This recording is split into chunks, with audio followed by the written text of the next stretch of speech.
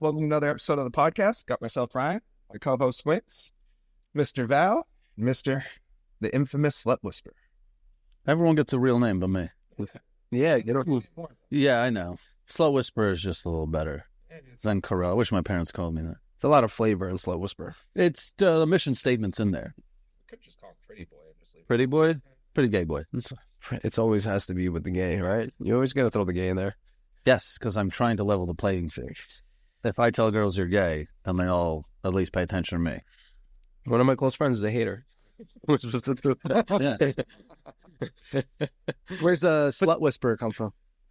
Dude, I got kicked off Instagram so many times. And at the time, getting kicked off Instagram wasn't that bad because no one was really doing businesses on Instagram. It was more of just like, oh, I got kicked off for posting a photo on a photo app. And then you'd be upset, but I still had Twitter and like everything else I was doing. Right.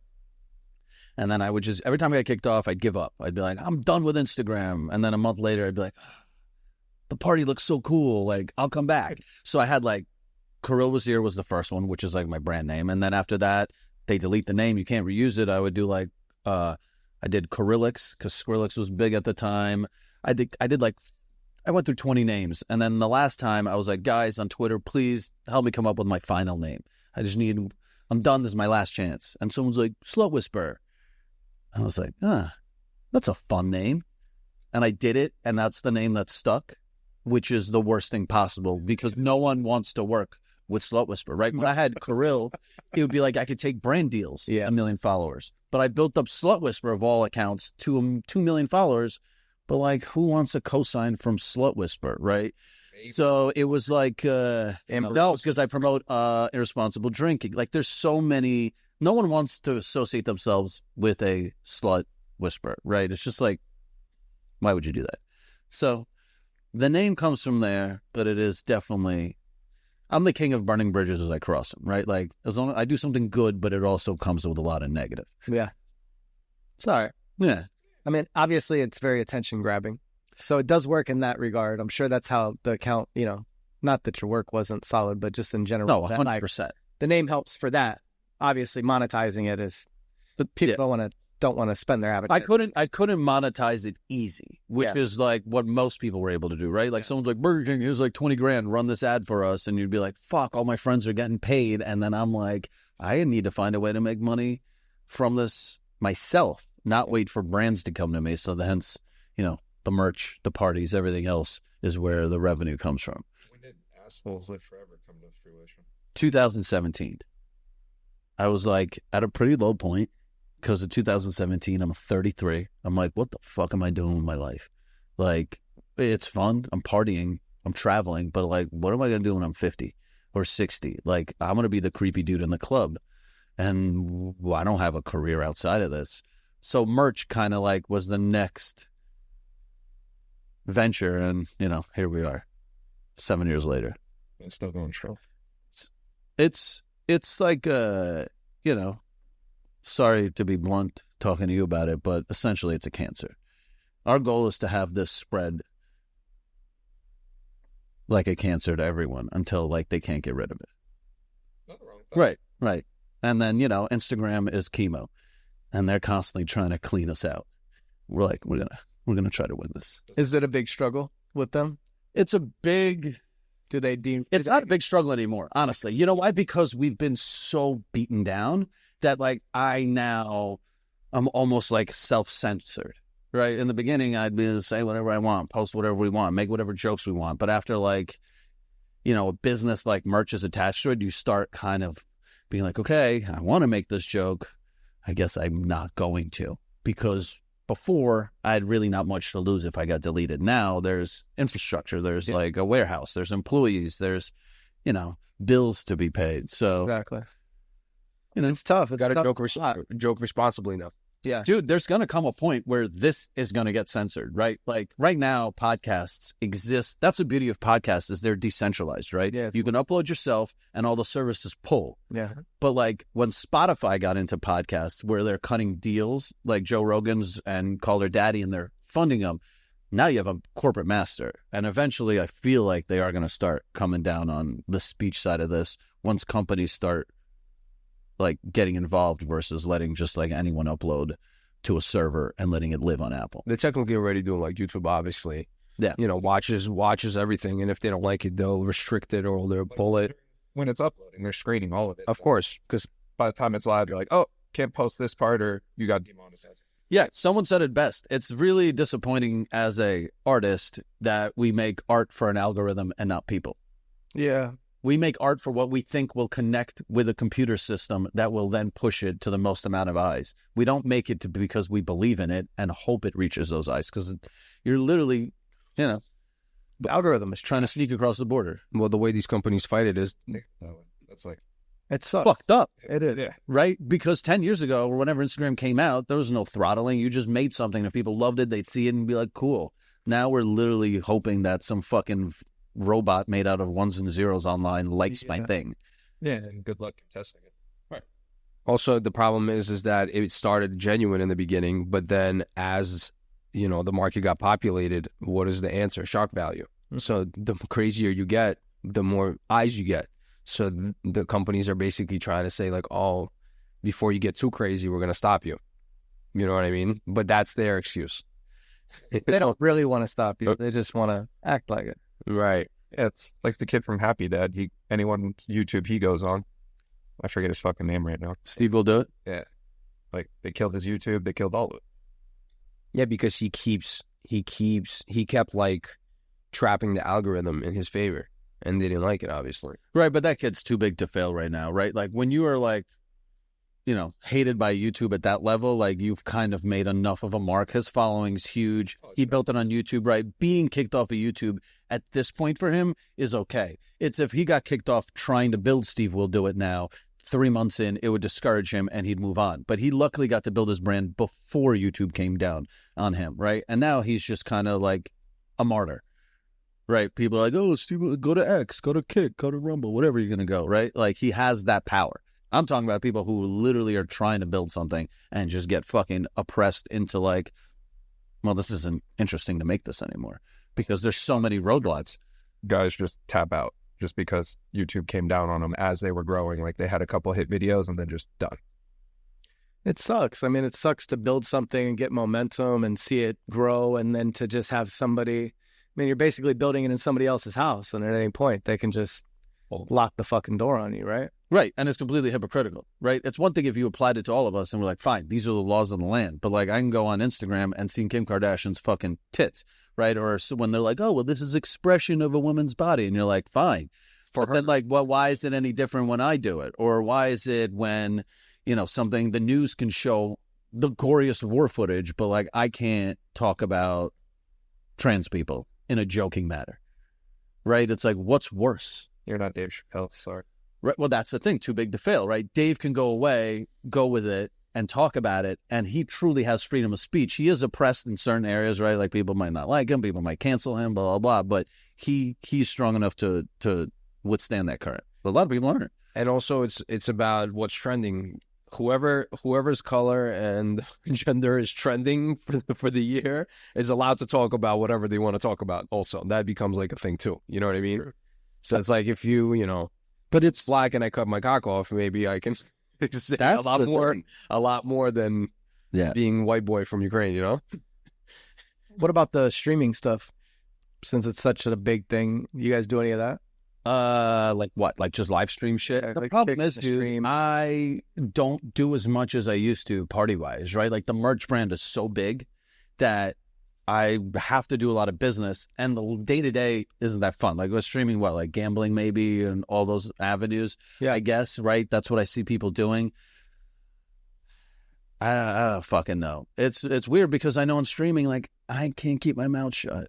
Yeah, and it's kind Can of... you get in trouble on stream? Yeah, I just start making fun of people. You talk shit. The beauty of streaming half the time is also people want to hear your commentary, right? Yeah. Is like they're falling in love with the personality. But my personality is a little blue, a little dark, but And they don't want, and that's not like a popular thing. Before, I feel like before COVID, it was popular to be dark and funny and witty at the same time. It was like, oh my God, this is genius.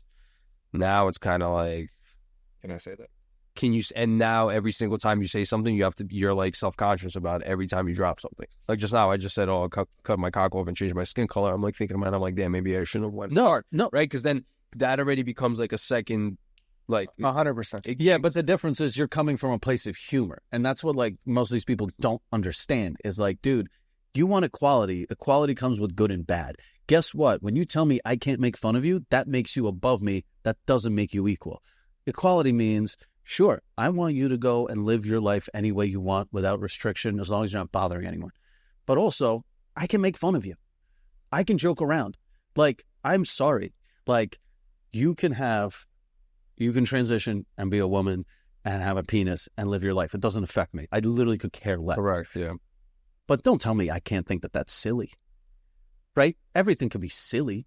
Right? Grown men that go-kart are silly. Right? Like, Hey, what's wrong with go-kart? you're silly.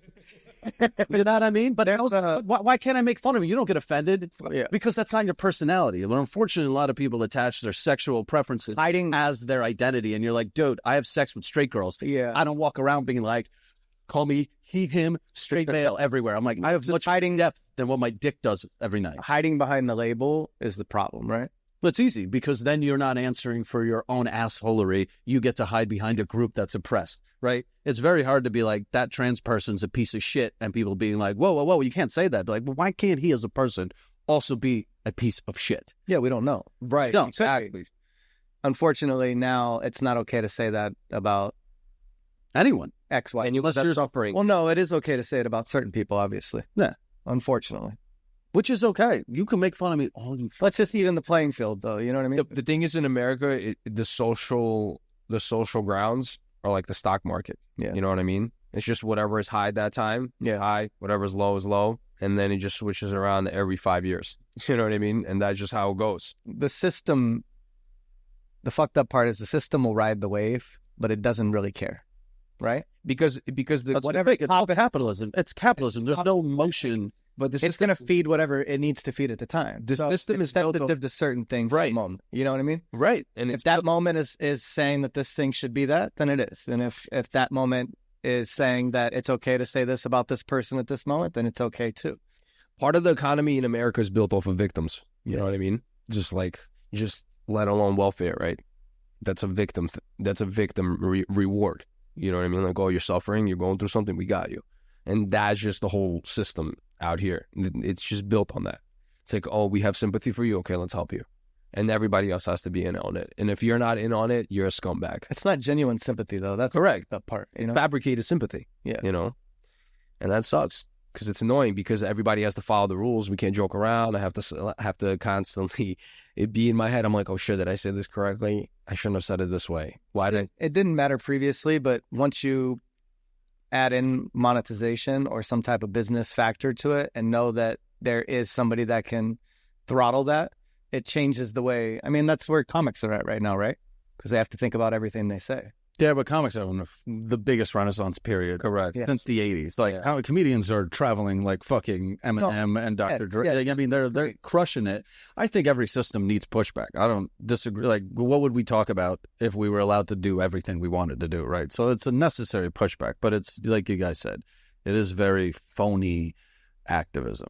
It's like being like, oh, what are we all talking about this week? Oh, we love those people. And you're like, cool, talk to me on July 1 when gay pride's over, how much you give a fuck about gay people, right?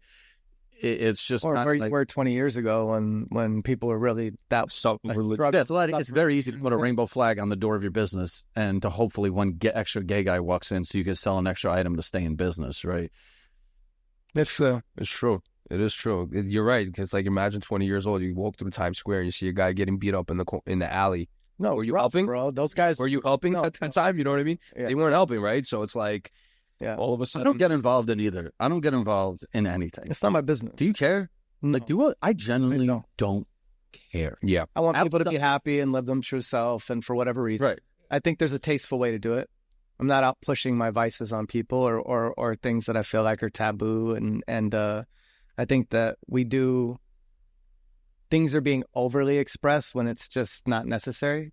You know what I mean? Like, why does it have to be so personal? Yeah, go be yourself, but should it be like overly thrown in certain places and things? Maybe not. I think the people that are normal in the head, and I know this is probably a very blunt thing to say, bro. you don't hear their voices because they're existing. It's the people that are clamoring the loudest that you're like, oh, God, right? And it's just the same reason for any culture. You have extremists where you're like, I hate that this guy represents me, right? Like, I hate that Hasidic Jews represent me being a Jew. I'm not even a Jew. Like, I don't know anything about being Jewish. I came out of a Jewish pussy. That's it, right? But Hasidic Jews make us look bad, right? Because they're extremists, right? Most normal Jews go about their day. But, like, you know. Anything extreme is always bad, right? Like, anything a little too much. It gets weird really quick. Yeah, it's like, you know, I like CrossFit, but when someone's in my face 24/7, squat, I'm like, hi, brother. Right, Just relax. Like, Calm down, bro. Just chill. Yeah.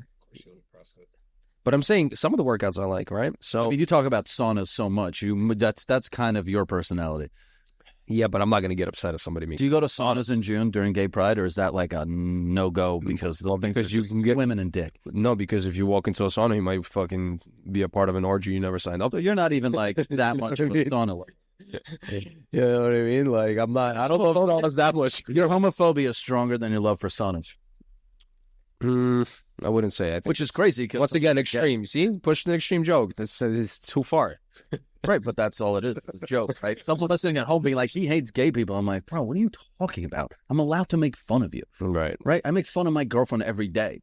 She's not like, oh my God, he hates me and wants me to lose all my fucking human rights. We're definitely lacking a sense of humor. Collectively. Yeah. Because sense of humor is dark, dude. Like the best. Hey, we used to be able to point out Hey, these stereotypes about each other and everybody would laugh about it and it was okay and it brought the room together. it's the best. It's okay to say this and that. And Yeah, like, I'm sorry, it fits, bro. Koreans are better at doing nails. Like, how is that bad? No, Russians are actually. Nah. Russian nails are actually the hottest. Really? No, yeah. Fucked up. All Fuck Korean nail ladies. You know what I mean? Who cares? Like, who cares? I know. I'm just messing around, but Right. all jokes aside, it's Cali barbers are better than New York barbers. no. That's why you look down when you said that, because you know it's not true. Turkish barbers are the best, right? No, once again, not true. Service wise, they're better. I've never had that experience. I've had it. I got a cut in London that was like fucking top tier, bro. And they hit you with the ear burn. Everything, bro. I said I've the never. exact same thing. I said, why do barbershops even exist anywhere else? It doesn't even make There's no money I in it. agree with you 1,000%. you know. And then when they charged me, even in London, in like a fucking, I was in Mayfair in like a swanky ass area. I got a place called Jack the Ripper, best cut I ever got. I just went in to like just get my head buzzed because I got there from Italy and I needed a haircut. And then like he's like, you want the whole thing, right? And as soon as he started, I was like, yeah, I want the whole thing. I need the whole experience, you know. Fucking got a drink, got this, got that. The fucking guy gets down, super professional, crazy service. I've never. Yeah, bro, it's like 80 euros, How much? 80 pounds. How long did he take for the whole experience? Bro, it's over an hour. How many people do you think he can fit in a day? Like, I mean, it was a 8? small spot, but he had somebody helping him, handing him razors, getting everything prepared and everything else. 6 to 8. Yeah. And I'm sure, like I said, like it was in Mayfair, bro. It's in like per capita more billionaires than any place on earth. Mayfair's sick. Yeah. So it's like, I'm sure he's like getting tips that are pretty crazy too, you know, but like they go above and beyond and it's next level care. And some people aren't in it for the crazy money either. Like, you're a hustler and you want as much. You're looking at the numbers. That guy's just like, yo, I can afford to feed my family and go on vacations, and I run a no bullshit little fucking. I mean, in Turkey, what are they getting for it? You know what I'm saying? I mean, Same service. Like $10. Yeah. Same service. He's making, 10X, I'm more on the quality and convenience side of barbering more than the service and the. Doesn't service mean quality? It's, what's weird though? It's like It's not true. Not always. in Los Angeles culture, like if you just walk in off the street somewhere, they're not ready to serve you here. You know why? Because they're not in a rush to stress. I don't understand. If somebody walks in and they're like, yo, I'm wanting it right now, to them, that's like, ooh, that's way out of the way. Yeah. Like, I need to mentally prep myself. I got an appointment Right. in an hour, and it's like, damn, bro, like That just shows that they're not workers, though, and not hustlers. Because a hustler would be like, boom, sit down. I got you. like everybody that walks in is an opportunity. Correct. You don't know who this cat is. And you don't know what he's about. Relationship Right. might be I agree. beneficial down the line. I agree. Especially usually the people that are the most people with the least amount of time, right? Like I don't have time to make an appointment and do all that. I don't know what my day is going to look like. I might pop up and just have to this might be a convenience thing. Yeah, I might have a girl hit me up. If you give me service, then I might go out of my way to do it in the future, right? See, generally, you're 100% right. People with the least amount of time usually bring the most amount of value into the room, for most part. Yeah, because they understand the value of time. Right.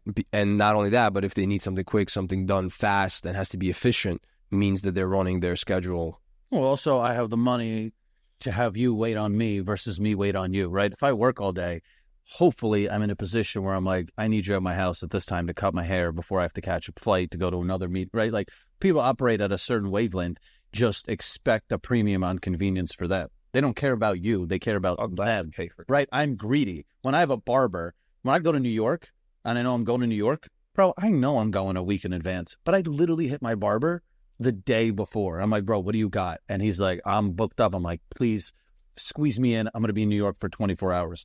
And for a price, he does. But that's the, you got to be willing to pay for convenience. That's my specialty. I literally just function on that. I function on working with people that don't have a lot of time, because that's where the success is. And that's where you build the best roster. Yeah. You know what I mean? Right, but you're lucky you live in a major city, right? Outside of like the 10 major cities in America, most of the people are going to a strip mall, going to a local hair salon, and they're like, oh, I go every Tuesday. Well, it's not only luck, it's also what he said. Most people, when you walk in, they don't want to deal with you, because to them, they're like, oh, I'm so important. But if you put that ego down and you start dealing with the people that don't have a lot of time, and you service them and you pamper them, they're like, oh, shit, I fuck with you. Doors open. Correct. Boom, you're locked in. Let me ask you this. I find that people with the most free time respond slower than people with the least amount of free time. Do you find that as well? 1,000%. I know guys that are like super, super high energy and super high functioning, that like you can literally send them a text or something and they literally like, they usually reply like instantly. Yes, no, whatever. You know what I mean? They might be short and to the point, but it seems like They get back to you like right away. it just ends up being like boom, boom, boom. They just piled through it. And you catch cats that like, bro, I know you're probably not doing anything, and it's like it's slow motion. I just find it interesting. I feel like I'm in that zone. I'm definitely in the slower response zone, but I'm a moody texter. If it's like super pertinent business shit, sure, I'm on top of it. But if like I have 80 unanswered text messages on my phone, and 70% of them are people just bothering me for shit that I'm like, dude, I'm not giving. Like, I have a friend that just texted me asking, like, bro, I need you to settle an argument. Would you rather have, like, Megan Fox with a dick or Hulk Hogan with a pussy? And I'm like, dude, I'm in the middle of the craziest meeting. Like, I'm not answering that, right? Like, I don't have time for that. And that's cute and shit, but, like, yeah, that's getting left on red. That's getting left on red because maybe you should realize it's a fucking Wednesday afternoon. I'm working. That's the tricky part about the space that you're in, though. Your name is Slut Whisperer. You make jokes all day long. So these guys think to relate to you, they're about to come up with the best joke of all time to present to you, thinking that that's what you're waiting for. Yeah, don't waste my fucking time. Right, but they don't understand that you're actually running a business. You know what I mean? Yes. What I show you to the world is completely different than what, like, it goes on behind it. And that just shows how simple-minded human beings are, because what they see on Instagram, and then they're so naive to be like, oh, this guy's probably just all day long getting high and making jokes in his bed and getting blowjobs. Right. I used to ride a bike around New York City, and I rode to the World Trade Center because I was like, fuck it, let me go take a photo. It was like hang out. It was a random day in New York like 6 years ago, and a dude comes up and he's like, Kirill, are we gonna do some Molly? And I'm like, bro, it's a Tuesday at noon. Why would I be doing Molly right now? Wow. But they honestly think that you exist in that wavelength. That's your identity. If you think I'm doing Molly all day, then suck my dick. Don't ever complain about late packages. Because if you think I'm partying all day, then you should be blown away that our orders go out. So you got to pick one. You want efficient orders or you want a party animal? There's your answer, guys. There's where the orders. Damn. Yeah, it is true though. When you have less going on, and you don't understand, you don't build value and respect for time, you don't answer people. I used to have that when I was younger. I get it. Yeah. Nothing? Yeah. Yeah. Sorry, we showed up 30 late. I was doing nothing. I mean, it could happen. There's a window of time management that is acceptable. And obviously we're asking you to come to something as well. So it's a little more free flowing. But we've had other people like an hour plus late. Like, what if we just second one stack? Yeah, or what if, like, unless you're, like, the most famous person on the planet, right? I'll sit around. Pick up our kid from somewhere. You'd be surprised, bro. I mean, unless they're like as, like, a super business. prima donnas, like in film and shit, these guys usually keep like a fucking super extreme tight schedule. You know what I mean? You're right. They're like, You guys are at the same shit we go through, right? It's like people don't think you're doing anything, but literally sitting at this desk all day waiting for someone to show up. You're like, dude, I got it. This is a business. Like, You got shit to do. Yeah. He has to be scheduled. Like, Right. it's got to be him. no. Yeah, it's Editors are ready later this afternoon to start chopping stuff. Like, I mean, this dude's probably hitting me like, can you do tomorrow at this time? And I'm like, yeah, but within this hour and a half window of time, Yeah. of course. That's why fuck Lauryn Hill. She respects nobody's time. You know Lauryn Hill I know who she from is. the Fugees? She's notorious. Yeah, it Never showing up on time, like hours late to her concerts, and sometimes not even getting up there. And I will, to this day, she sells out while fucking her fans over. Like, you can look up Lauryn Hill. She's probably the number one notorious, like, I know. Yeah, I hates know. her fan base. I've actually been there and seen like the turmoil of like trying to get her on stage from backstage of something. So it I don't really understand it. Laura, I don't shred it. know if it's She's got one album, lady. You are lucky you built a career off of Yeah. Miseducation of Lauryn Hill is all she put out 30 years ago. yeah And this lady's still touring on it. Like, her a lucky life. her relationship with the business side of the business is a very like turmoil driven thing. Fine, but don't It fuck your sucks fans. that it ends up in the public that really does praise you. You know what I mean? And has kept that love alive for that long period of time. You know, I get it, bro. I grew up in film, so I understand not liking the business end of the stick. You know what I mean? It's a fucking It's a lot of Right. people. But can I ask this question? Like, if we're going to discuss, like, disciplines and all that shit, it's like, dude, Lauryn Hill, you got not only a gift, which is really rare, you got a shot, which is even rarer, right? Like, somebody put you on. Like, at some point, I don't care your relationship with the business. Like, you wanted this. Don't alienate your fan base by not showing up on time just because you have problems with what's going on behind the scenes. Like, every artist has no problem showing up. That's my problem. It's like, it's crazy. It's crazy a person that Like if I doesn't give schedule at work, I'm just gonna be like, oh, sorry guys, I'm not gonna cut you this week, and people have to follow. people get babysitters. Gotta go to Yeah, babysitters. weddings or whatever. Just Babysitters canceling last minute dropping us. how often does that happen? The old person was like once a week. Really, how hard is it to find a good babysitter? incredibly difficult. Fucking difficult. Because you're And trusting them with Just your... it's a lot. You know what I mean? You got to be And comfortable with somebody. Unsupervised. Yeah. Do you have cameras everywhere, or are you worried about them getting molested? No, I have cameras. And not just that. But I mean, that you would just be got to fucking find somebody that'll show up, somebody that's competent enough, somebody that you feel comfortable in your home. There's so many levels That that can react like I don't he have. gets hurt. You We gotta don't pick that have. up. We don't have a babysitter that's solid. You know, Yeah. Jen's mom will come watch the baby. That's great, but she's got to drive far. It's a lot. Like we've never had anybody solid where we can like go run around and do what we want. You know. My brother's very lucky. Like my mom watches his kid Well, that's like great. My You know? kid a lot for me. every day. She watches the kid, You hope that you have grandparents in the picture that And that can handle that. You know. and I told him one day, I'm like, bro, because there's like there we're going. You know, sometimes there's like inconveniences, or it's easier to tell the family member to be like, yo, fuck off, or this is annoying me, blah blah. And I'm like, told him, I said, dude, so you're lucky that she's watching this kid. And I said, believe me, I'm like, people would pay double just to be, you know what I mean? Yeah, because Yeah. you have that peace of mind. And yeah, bro, it's the best thing ever. It really is. The move is what my parents did with my sister when she was born. They just brought a fucking Russian lady in from Russia to live with us. And she helped around the house with my sister full time, and she probably got some garbage salary, right? But it was just money to take home to Russia. When she left, my sister went through 3 living babysitters. Like every 2 years, 3 years, they'd have to go to Russia and they'd bring some other lady in. I have 2 Russian kids, so I know the routine of the nanny situation You got Russian kids? from the East. You have Russian kids? Yeah. Oh wow, so Yeah. your wife is Russian? No, my wife is Mexican. My ex is from Uzbekistan. Oh wow, that's But dope. they're Russian Jews from Uzbekistan, so Really? really, That's even crazier. Yeah. Russian Jews from Uzbekistan. yeah, it's wild, huh? Tashkent, right? Yeah, from Tashkent. Oh, Yeah. exactly. That's where usually all the Jews ran. Yeah. During that time. Uh-huh. So Yep. they all ended up there. Yeah, that's crazy. Yeah, so I have experience with that as well. Do you speak Russian? No, I mean, I understand enough to Do you hear him get talk by. shit? Yeah, yeah. You hear the Russian, then your name, Russian. Like we get along, but I understand the culture, which most people don't. You know what I mean? Yeah. I think there's a divide in America, especially between like, you know, understanding Russian culture and feeling like it's a little stiff. It doesn't go over so smoothly here. You know what I mean? It's stiff because it's hardcore and it's dark and it's real. They're So good they don't like people, that. bro. You know what They're I mean? good people, but like obviously Americans have like this like fake nice thing, and it's not part. It's Of them, different, yeah. You know what I mean? So it's like weird to like. I understand it, and I can deal with the little idiosyncrasies of that, but most people are like, "What the fuck is their problem?" or whatever. You know what I mean?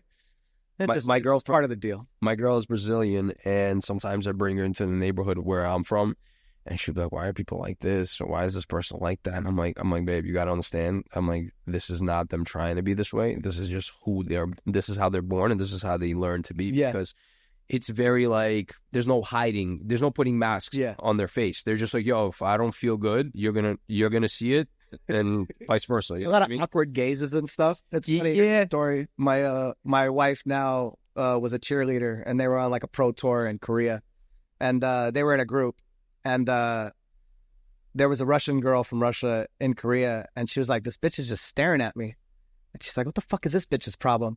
And Kirill, the director for the Rams or whatever, is like, "Oh no, she's Russian. Don't worry about it. She can't help it."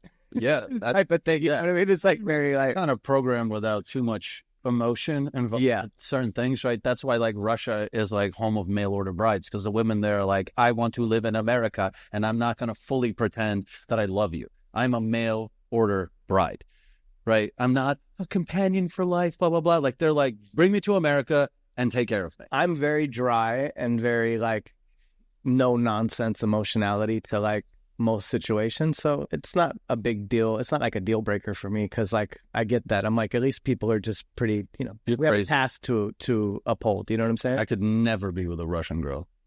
Could never. They're so, I don't know. but that's also because we come from it, and we Yeah, I get mean, so like, dude, much. they're such opportunists where I'm like, and everyone just seems shady. I don't mean as a companion, but just in general, just as like a dry type of thing. Yeah. You know? I get that, like no emotion. It doesn't always have to be like so. Oh well, thank you so much. I know. It's like, okay, bro, but like let's get to the next point. Cut you know? to the chase, and they Yeah. cut to the chase fast. You know what I mean? Their whole fluff. That's why no one goes to Russian restaurants here. No hospitality. Yeah. You go to a nice spot, people are like, hey, Yeah, maitre if you go to a good Russian banquet or something, it's a good fucking time, bro. I mean, we have obviously the Armenian culture here is huge, so we have a big Russian culture in Los Angeles as well, and you know, that shit's fun, bro. That's a good time. Yeah, it could be a little cringe, it could be a little corny, but just like everything else, you know. Yeah. But it is they love to. You know what's funny about those parties, the Russian parties? They will eat the entire time, Whole time. and I'm like, bro. I thought the appetizers were the main fucking meal. And Joe, their plates don't fit anywhere. They have a plate that's on top of a plate. It's just the whole fucking time. Yeah, it's just Russian Layers tapas. and layers and layers. That's what it is. Yeah. I was like, all right, I'm done. Russian tapas and awful music, but you get drunk and it looks great. Yeah. Well, there was a lot of alcohol. Yeah, I mean, because, you know, traditionally you have to be a little fucked up to enjoy peasant food, right? Because Russian food is peasant food. Like, where I come from, it's like, bro, like the food we ate, like Americans are like, bro, are you okay? Like I told them, I didn't have a banana until I moved to America. Yeah. Yeah, Yeah, bro. they didn't have bananas. Well, at that time, Yeah, have in the bananas. 80s. In the 80s, right? And then when I came here, it was the first time I tried a banana. You're like, yeah. Like, in Russia, we were eating to survive. That's why they have holodets, which is fucking chicken bones ground into Jell-O, and then they suspend meat and eggs in it. And you're like, Yeah, there's trade sanctions, bro. They didn't really have access to a whole lot. Yeah. where, I mean, Marlboro and Levi's is like, that was like fucking fair trade back then. dude, my mom used to take a train Yeah. If you had to cigarettes, Georgia and buy Levi's and resell them in Russia. it's like a huge thing. like you were the man back. American yeah. staples were like basically traded in the underworld, basically as like Yep. status. Yeah. Like My mom would go to Portugal just to get certain leather, certain jeans. we get so like when you're in a American sanctioned fucking place, bro, in Cuba or somewhere else, and you go to these places and see when the world doesn't trade with you anymore because you guys aren't getting along on a diplomatic fashion, shit is very dry very fast, bro. Yeah. When they say it doesn't float unless they want it to float, that shit is for real. Yes. They mean it, bro. It's like getting kicked off Instagram. It's going to, They're like, beat it, Cuba. it's like being in a third world all of a sudden, that you go back in time because you just don't have access to any of the shit that is current, you know? And as Americans, we romanticize it. You go to Cuba and you're like, wow, it's so cool. They have so many vintage cars from like back in the day. And you live there, you're like, bro, this is awful. But to us, you're like, wow, Yeah. how cool that looks. Capsule. Yeah. But just, the simplicity of that life there is charm to that. of course. And then there's also obviously when you have the access and the resources when you live here and you build that up, you're like, whoa, I don't know how I can live without it. Because over there, everything takes 10 times longer. Like if you want to get a quick meal, a lunch, you got to go cook that shit yourself and go figure it out. Most of the world, though, most of the world eats at home. Like we're one of the few, we're truly 1%ers. If you can go out to eat like once a week, like my parents still don't go out to eat that often, right? And they're well off in America. It's just the culture is I have it at home. I'll save money. Technically, I'll be honest with you. Maybe it's because of the way I was raised. I don't really enjoy going out to eat too much either, unless it's a nice meal to a sick restaurant. But like eating out, just healthy meals and just going to like, I don't know. I'd rather be cook it at home. It's either convenience or It is convenient. you're in a group that this makes sense. I'm on a date. I'm on with friends and guys, and we're enjoying each other's company over a meal or whatever else for that type of thing, you know? Right. I'll go out to eat until I can afford a private chef. And then I'll have food at home. But for me, I get so much joy from having someone cook me a meal. The best. And no, anywhere really, because like you have a long day of work and you're like, bro, it's fucking awful. Let me go eat a meal somewhere at a restaurant. That might be a little overpriced, but I'll be like, all right, everything's okay. I can afford this. Sushi spot yet? Which one was it? Shoot. No. Where's pasta, right? Beverly Glen Center. Oh, shit. That's right. Oh, good. I can only do it next week when my girlfriend's fucking spine surgery. Recovery is good. She can only eat like mushy foods, like Oh, man. That's rough. eggs and cum. Well, the eggs do have some cum on it sometimes if you don't cook it. If you prep them right. I hate that part of the egg too, by the way, when it's a little Runny? Yeah, when it's a little as the gooey. See, that's your American privilege coming through. In Russia, they'll eat the shell. Yo, back in the day, I used to wake up and the guys that were like into sports, they'd be like, "Let's get up, let's go," and they would crack the egg and just fucking chuck it on. I'm like, "Whoa!" Have you tried that? Tried, disgusting, gross. Texture thing for me. Yeah, same. I could see Vince doing it. They do that. There'll be like 5 eggs in. I'm like, "Whoa!" But you can get a coli like that. Well, I don't understand. What's the advantage of that I can't get from something else? Like, why do I have to consume raw eggs? It's just a faster delivery system.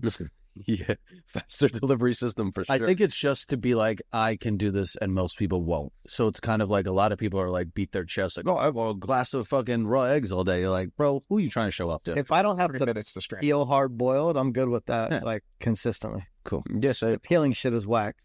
the peeling is annoying, but that's what you got. You gotta have a It's technique cold. for peeling. You got to do Oh, you guys got a technique? because you dip it in From Russia, and man. you just I know how to fucking clean some eggs fast. Really? Yeah. There's a magic trick. There's a magic trick. You put them in ice water right after. Shaking them around on the jar shit. The boiling water straight. You put it into an ice bath. Yeah, I do that. And then you just crack them like that, and then you just kind of roll it, and they just slide out.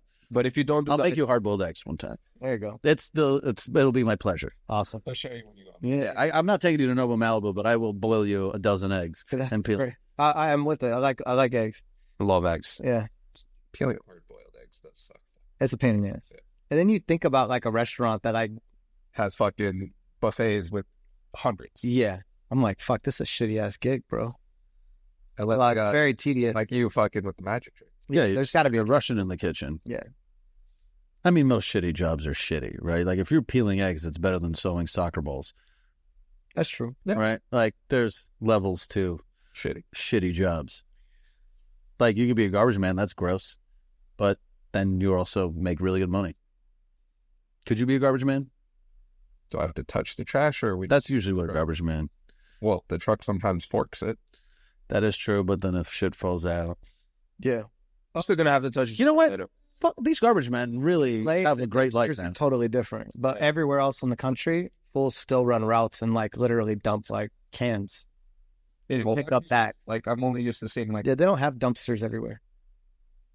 In the Midwest, and you get other places and back east, dumpsters are like, I mean, fuck, New York still piles it on the street. You know what I mean? These guys still grabbing handfuls and shit. No, in New York, it's all day and you're just throwing it in. No alleys. That's nice. No alleys. Yeah. Chicago's a little bit better. They build alleys. They use New York as the model for that. Yeah, Chicago is the improved version of New York. It is. Better food, cleaner, Yeah. a little colder, but Better food? better food. Better. Chicago is Yeah. probably the best food capital of It is. America Chicago's probably the most slept on city in America. because it's cold. It does have really good food, though. It's a brutal winter, so it's kind of rough. I think they romanticize the violence just to keep people away from it. You think so? Yeah. I mean, no, it's heavy. Now, South Side and West Side is pretty bad. It's bad. I think it's just bad. look tough, right? To be like, But it's Nah, bad. it's It's not. active, but like in the same sense, like I've never felt unsafe walking around. But in the city, you don't. Yeah. But you take a ride 5-10 minutes down, bro. It's a little fucking aggressive. Like, Yeah. we're talking about kids on, like 13-year-old kids with tattoos on their faces, fucking smoking cigarettes, grilling you down. Like, they'll run through your pockets, like, in 2 seconds. And then they have zero shame. It's like 14-year-old kids that are just straight up grilling you down, like, don't walk next to me. And you're like, all right, I feel it. You know? Like, New York used to be like that in some sense, in some places, but you don't feel it as much. In Chicago, you still take a ride and you go through certain neighborhoods. And you're like, oh, I'm not getting out the car here. Yeah, downtown is nice. Downtown's beautiful. It's a great city. Yeah. you been to Chicago? Oh, you never been? The Chicago airport. Oh yeah, you got to go to the city though, bro. The food is amazing. Insane. Maple and Ash, one of my favorite Really, restaurants. it is actually really pretty. I mean, it's a pretty place, especially when the weather's good. Yeah. Even in the winter, it's not like. I mean, I wouldn't want to live there, but visiting is dope.